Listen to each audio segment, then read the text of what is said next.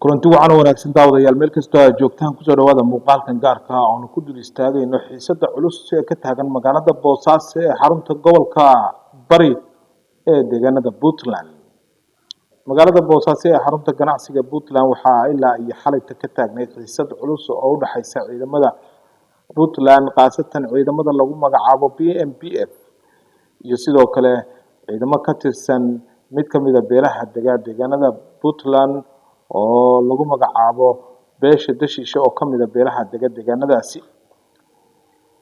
Arrintan ayaa waxay ka bilaabatay shir ballaaran oo beeshu ay ku lahayd magaalada Boosaaso oo ay ku qabsanaysay mid ka mid ah hoteelada magaalada oo kadib madaxweynaha Puntland Siciid Cabdullaahi Deni uu is-hortaag ku sameeyay isagoo ciidamada BMPF ku dalbaday in uusan shirkaasi qabsoomin. Sidaasina waxaa ku bilaabatay xiisada culus ee u dhaxaysa labada dhinac. ilaa iyo hadda waxaa la soo sheegayaa in xaaladda ay kacsan tahay xiisad beesha dashiishe oo ka mid ah beelaha deegaanada Puntland ayaa waxaa la sheegayaa in ay meesha magaalada ay ku qabanaysay shir ballaaran oo ay yeelanayeen waxgaradka iyo siyaasiyiinta iyo weliba dhalinyarada beeshaasi kaasi oo looga hadlayay arrimaha siyaasadda iyo mustaqbalka beesha dashiishe oo ka mid ah beelaha deegaanada Puntland ku nool. hase ahaatee Siciid Cabdullaahi Deni oo qoonsaday shirkaasi oo u arkay inuusan mustaqbalkiisa siyaasadeed uusan dan u ahayn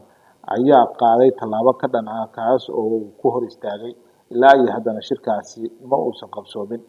hase ahaatee waxaa la sheegayaa in labada dhinac ay ka dhex socoto waan loogu kala dab qaadayo si loo dejiyo xiisada u dhaxaysa beesha dashiishe iyo weliba xukuumadda uu hogaaminayo Siciid Cabdullaahi Deni. beesha dashiishe oo ka mid ah beelaha deegaanada Puntland qaasatan gobolka Bari magaalada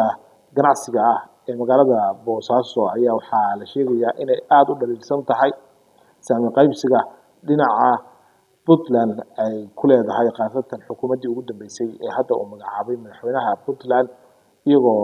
arrintaasi dhaliil weyn ka qaba. Siciid Cabdullaahi Deni oo taasi ka hortagaya ayaa isaguna waxa uu go'aansaday in uusan marnaba arrintaasi aysan u suuragelin wuxuuna culays ku dareemayaa in shirkaasi iyo shirar lamid ah ay magaalada ay ka dhacaan isagoo ka cabsi qaba haddii uu